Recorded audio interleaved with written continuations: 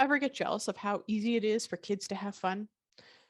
Ask yourself, when was the last time you had fun? Like really good fun? Do you get stressed about trying to plan epic, fun events for your team? Well, join us as we break down the science of how to have fun. And don't worry, it isn't as scary as it sounds.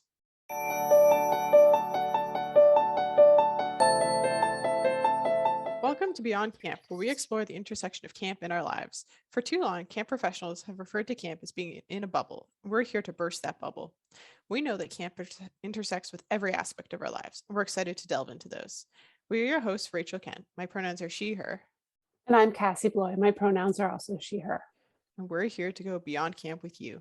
As a reminder, please subscribe to this podcast wherever you find your favorite podcasts, and be sure to check out the show notes at gocamp.pro/beyondcamp. Now, let's get started. When we think about summer camp, we think back on those memories. It's easy to think about playing and fun. Campers playing in the water, at the beach, in the grass outside of their cabin, maybe inside on a rainy day. It's idyllic if you think about it. The sound of children's laughter wafting through the air on a warm summer day. Can you tell that we're under an extreme cold warning here where I am and in the midst of a snowstorm? I guess I'm missing those memories. But play is so much more than children's laughter and warm summer days. Many camp pros, myself included, love working at camp for the chance to play and have fun. When people say to me, why do you work at camp? I say, well, it's fun. But why do we love it? And how do we bring that sense of playfulness and fun into our daily lives?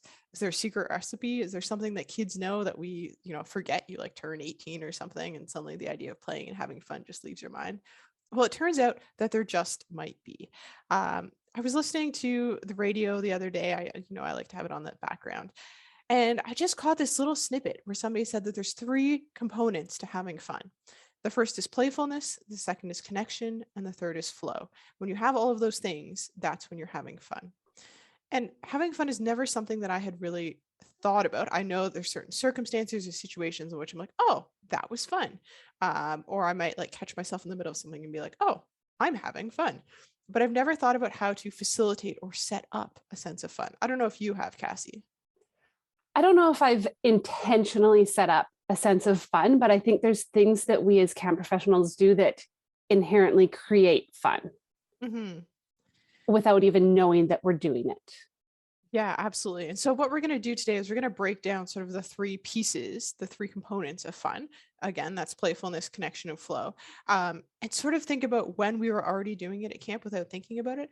And also when we can bring some of those aspects outside of camp, beyond the property lines, as we like to say, into our day-to-day lives. And we're going to sort of go in reverse, because in our discussions, we feel like flow state is a term that lots of outdoor folks are familiar with, but we think that really is sort of like the foundation of the other 2, and playfulness and connection grow from when you're in a good flow state. So Cassie, as always, has our research ready to go. Hit us up with some information about the science of flow.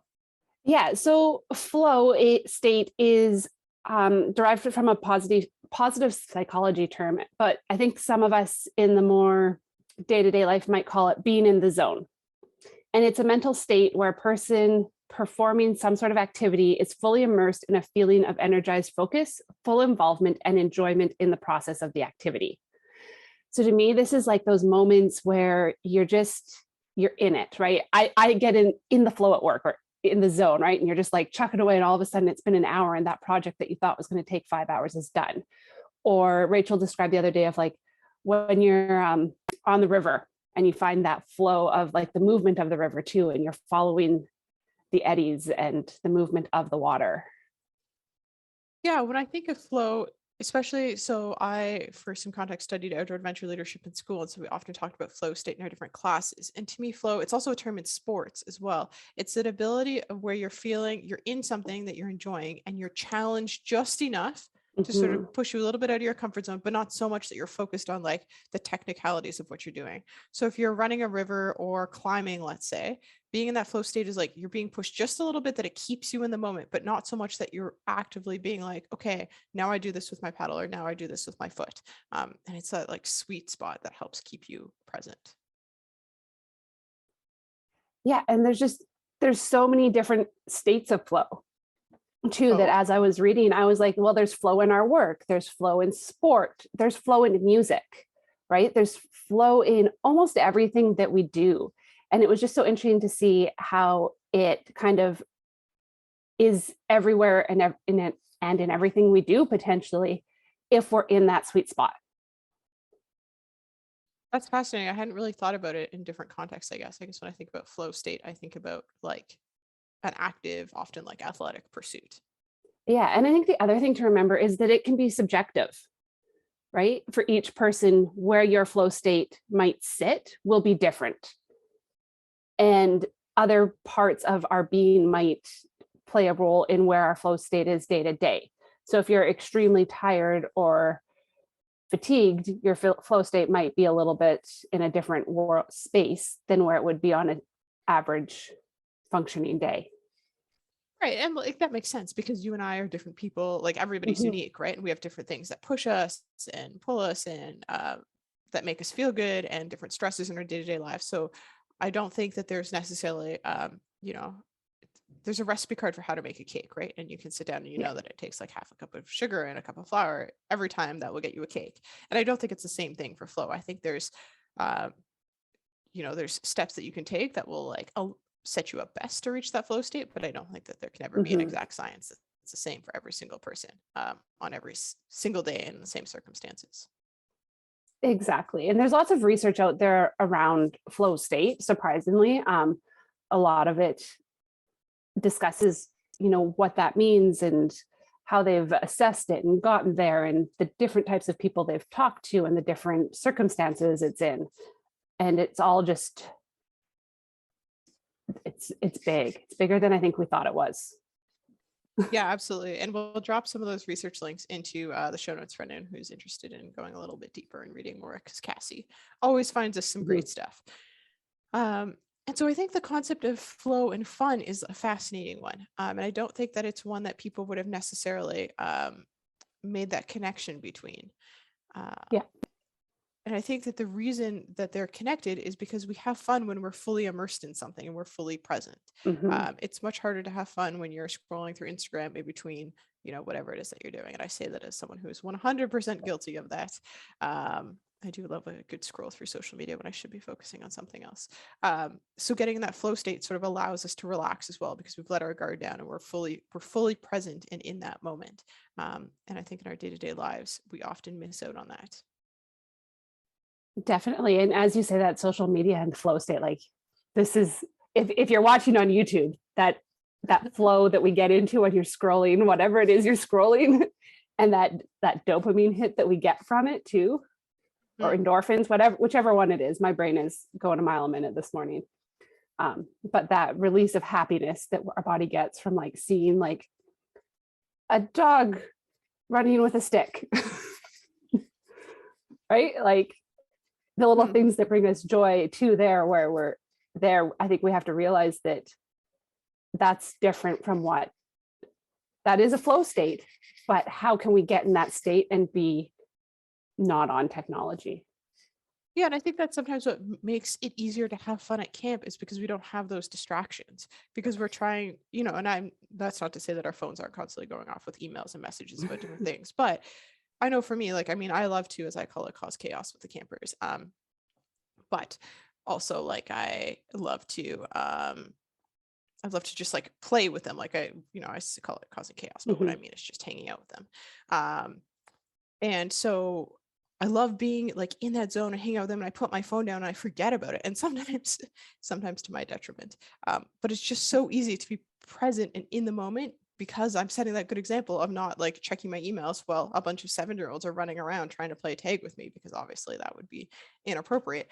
And because I know that, and that boundary has been preset for me, it's easier for me to stay in that flow state and to have fun, and for me to walk away and be like, oh my gosh, that was amazing. How did I spend an hour and a half just doing that? Whereas in my day-to-day life, spending an hour and a half doing that is much challenging. So maybe part of bringing that sense of fun to our day-to-day lives is setting collective boundaries, because the other thing is when you're at camp, there's that boundary that exists and we've all agreed on it before we get there, right? And maybe we call it a rule instead of a boundary, but we all know that when we're there and we're like in a group of kids, we're not screwing around on our phones, pardon my language. We're just there. And so maybe it's when we get together with a group of people, we collectively agree on a boundary or on a rule. Maybe that's just what I need in my life. I don't know. Maybe I'm bad with boundaries.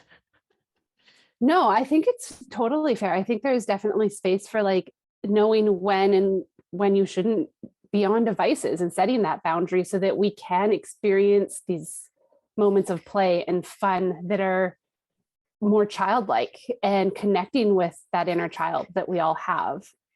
Whether you know it or you're not, it still exists. Hmm.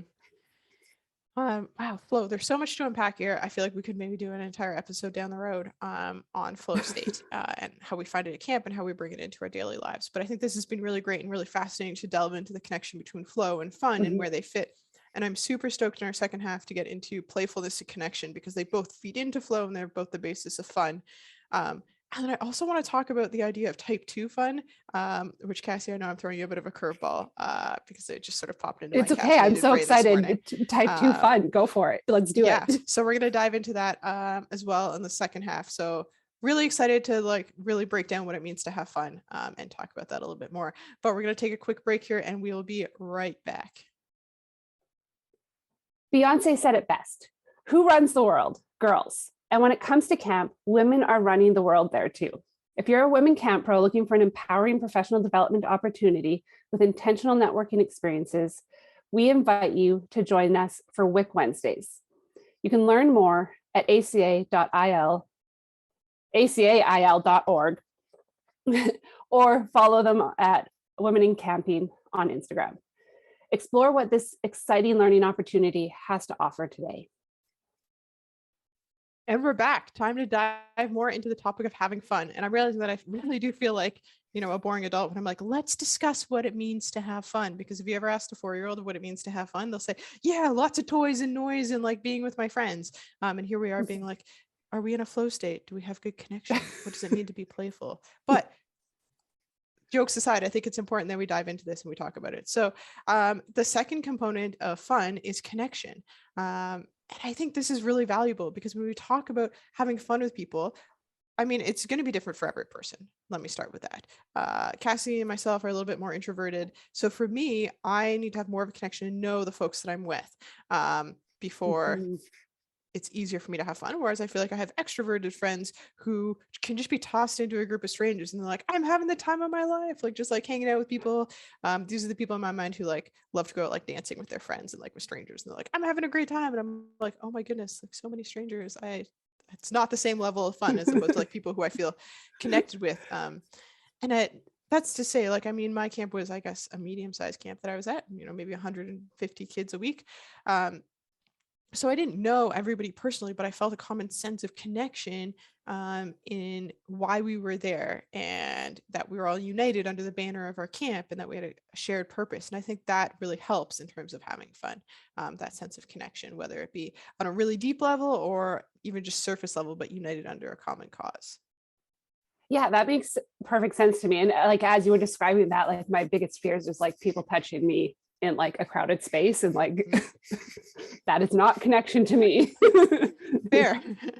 It doesn't have to be that way, but for some people it might be physical touch, right? Like you might feel more connected if you're in a smaller space and can be within reach of another person. And there's just so many different things, whether that's a surface level conversation or something a little bit more deep. But I think there's also like, I think shared experience is the biggest thing you said, Rachel, that really came to me, is like, this is where connection comes into play, when we can share an experience, whether that's playing a game together, a board game, a physical game. I don't know. I love to play WA for connection, but not every, WA, it has to do with trees and yelling and chopping and anyways, WA. I don't know. Maybe people call it something else, but that sharedness of coming together and creating something that didn't otherwise exist in that moment. Right? To me, that's where connection comes into play. And it doesn't necessarily mean you have to have, the same values or beliefs as another person to have that connection. But that might be it as well for some people. Yes, I apologize that I'm cutting you off a little bit. I love what you said there, because I think that when we talk about like our staff having fun, let's say, like for some reason, pre-camp, that like staff orientation week is really weighing on my mind when we talk about fun, because I think we want to create fun for our staff. And often we'll be like, oh, this will be fun. But then like, why will it be fun? How are we going to get them to have fun? And I feel like oftentimes they have more fun towards the end of the week. And why is that? Because we've given them a shared experience. We've helped give them connections. So let's take that out of camp. Now we're in a corporate world of some sort, and we want to do something where people are going to have fun together. So let's say we go axe throwing. Axe throwing comes to mind. I don't know. My like team did it once at the office, and it was fun. It is fun. I throw axes at work all the time. All right, we have different jobs, Cassie. Thank you. I work by myself in my office here, throwing axes. You know, we just redid this office. I feel like my partner would be a little bit displeased, but maybe I'll take it up. I'll keep everyone posted. I digress. So let's get back to this.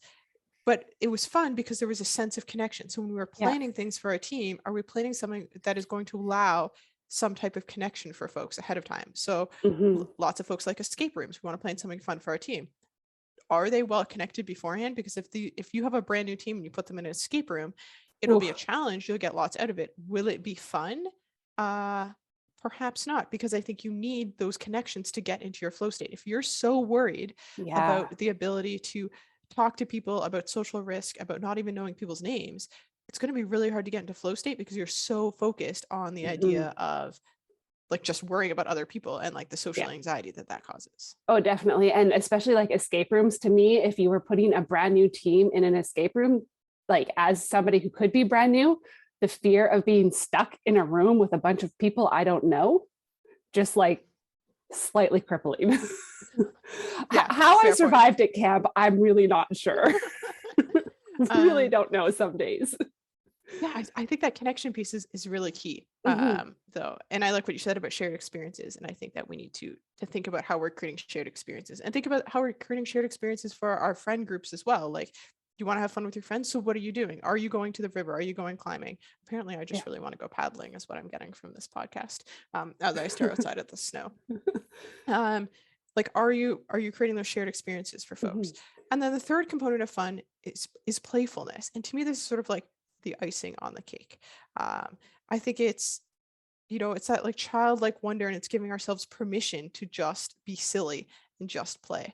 I think a lot of folks feel really restricted by that, confined by their identities or by the rules that we place in our lives. And when we're at camp, we like remove a lot of that. I think, I don't know, like, I think for me, playfulness at camp is being the person who like is so willing to dance to any song, which is not me in the rest of my life. Like, I'm at a wedding, I will not be the person out on the dance floor, but like put me in front of a group of teenagers and I will learn to floss in front of the entire camp for all 9 weeks of the summer, and my staff will be horrified.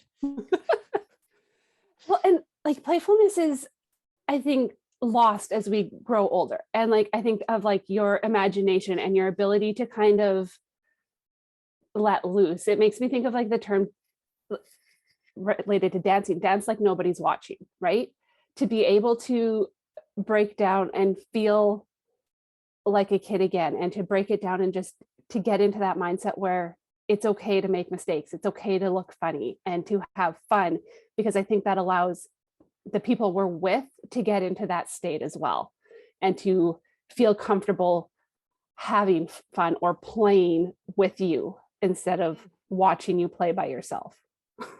Absolutely. And when we feel well connected to other people, it's easier for us to be playful because that social risk is gone, which then helps put us into flow state. So these are all connected. And I was trying to go with like the house analogy of the foundation, but I really think it's like a circular model that we're working with here, because when we feel, that's a great hand gesture, Cassie, our YouTube watchers will appreciate that.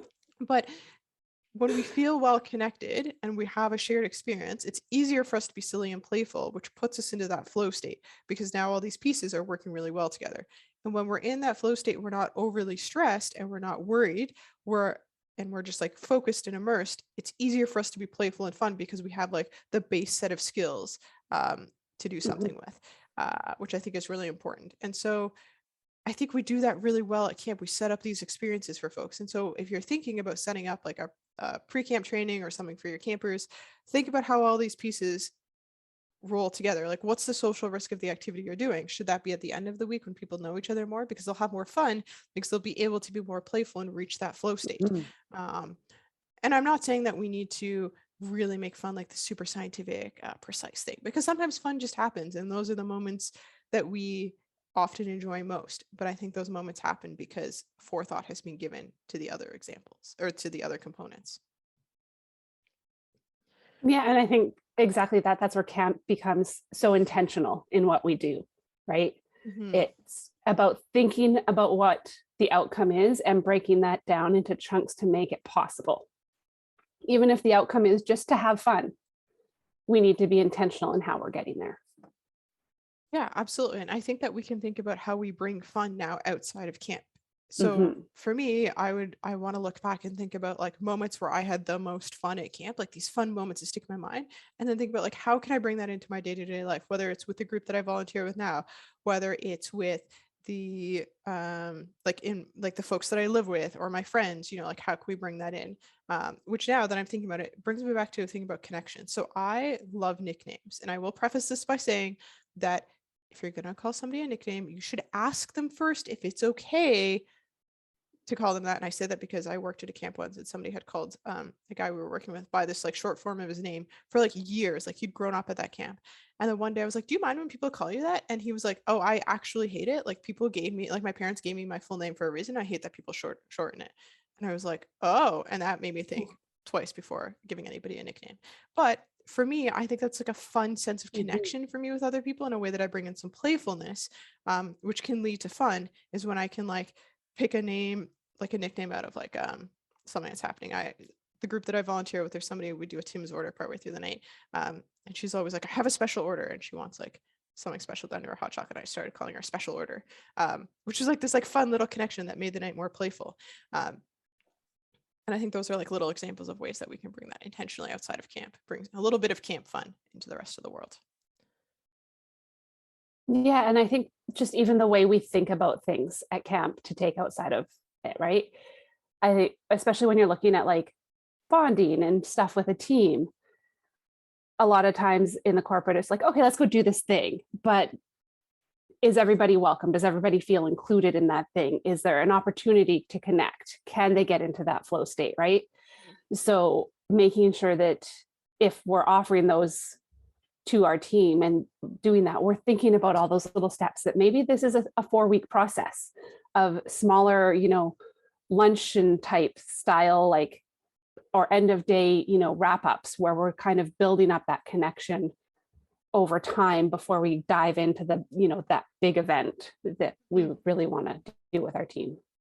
Yeah, absolutely. And I think that if you have a brand new team, you're trying to create something fun, like a memory of some sort, which is really great, really powerful. Breaking it down into those 3 things, like how do we achieve a sense of playfulness? How do we achieve connection? How do we achieve that flow state? And sometimes that can be less overwhelming than just being like, I want to play in something epic that's really fun, and throwing a whole bunch of money at it and then walking away later and being like, why did nobody have fun? Because there's nothing worse than like looking at a group of people and being like, you're gonna have fun, and then nobody has fun. I don't know. I feel like I have memories of my parents sometimes be like, we're gonna do this thing and you're gonna have fun. And you'd be like, oh no, we're not gonna have any fun. No. To be clear, I had a lovely childhood. But I just think that's parents do that. Yeah. Well, so like, as an organizer, I think there's the other side of it too. When you put that thought and intention behind it, and you're done, and everyone's like, oh, thank you so much. It was a great night. I had a lot of fun. There's that sense of like, I did this. I achieved it. I got my goal. Right. So really breaking it down and thinking about it. And it, again, I think Rachel said it doesn't have to cost a lot to have fun. Yeah. And think about like what made those moments fun. Okay. So before the ad break, I mentioned about type 2 fun. And I think we're actually going to do types of fun as a second follow-up episode. This is how to have fun. And then we're going to flip to types of fun. But type 2 fun is often something that I think camp folks enjoy, and folks who are big into the outdoors. Type 2 fun is a type of fun where in the moment you're like, this is miserable and I hate this. And then afterwards you're like, wow, that was amazing. So if you think about like a terrible hike and it was like incredibly muddy and rainy and you hiked for like 8 hours and you were like miserable during it. And then afterwards you're like, oh, that was amazing. I felt so good. I had so much fun. But in the moment you definitely were crying and like cursing and being like, what the hell was I thinking? Exactly. Or that time you get just a little bit lost. Yeah. And I think often summer camp is like type 2 fun, where like afterwards I'm like, that was the best. I had the best summer ever. But like in the moment it was 3 a.m. and I was like, why am I doing this? Yeah. And I'm not the only person who's had those moments. Oh gosh, no. Out there. We're all there. So I think we'll do a second episode on types of fun. But I think, Yes. yeah, some takeaways for me from this episode were plan your fun and think about the components. And when I say plan your fun, I don't mean schedule every single minute. I mean, think about what the components of fun and try to be intentional about those. And then the flow of the evening or the activity that you're doing will come. So don't have to micromanage it, but in big chunks, think about those pieces that make it up. Cassie, any takeaways for you? For me, I think it's just remember the type of people you're working with and planning for. Like that's, to me, just make sure you've got everybody kind of considered in what you're planning and that they can be included and feel like they can connect in that environment. I love that. Thanks, Cassie. Mm-hmm. All right. I think that's everything for today. But before we wrap up, we have a recharge station for you, or I do today, actually. But self-care is critical to personal wellness in the good times and the hard times. It's also something we as camp professionals often struggle with. So I like to think about it as charging your batteries or feeling a little inspired. So this week I have an app for you. It's not free. It does have a 7-day free trial, but it is a paid app, and it's about reading and reading more. Because sometimes you look at a book and it's just a little bit daunting and you're like, how many hours is this going to be of me reading? Or how many hours is this audiobook going to be, right? And they're long. So the app is called Lucid, and it's visual reading. And literally it took me an hour to read one book. And it was like broken down into like small, easy to digest chunks. And then it had a comprehension question at the end of every chapter. I got so much from it. It was a book I've wanted to read. I want Crucial Conversations, wanted to read it for years. Just haven't picked it up, haven't bought it, have another pile of books that I haven't read, right? And now I'm like flying through this book, and I got so much from it that I feel better about not losing time to reading, but also like, hey, I did this thing, I read a book and I actually retained it, which is really hard for me. I don't do a lot of retention when reading. So Lucid, read books visually, comprehend them better. Thank you everyone for joining us here Beyond Camp. We hope that you were able to connect and reflect with us as we journey beyond the property lines and bring camp with us. As we wrap up, we want you to be able to reach out and connect with us. So you can email both myself and Rachel at beyondcamp@gocamp.pro. I promise I check it as often as I remember that we have an email address. Please remember to check out our show notes at gocamp.pro/beyondcamp. And a big thank you goes out to GoCamp Pro for continuing to give us space for these conversations, to ACA Illinois for their sponsorship and support of us, and to our producers, Matt and Jotham, for editing all of our little blunders every week. Thank you to you, our listeners. Your dedication allows us to keep moving forward. Beyond Camp is part of the GoCamp Pro podcast network. Check out all our other podcasts at gocamp.pro/podcasts. Go well and safely, friends. We'll see you next time.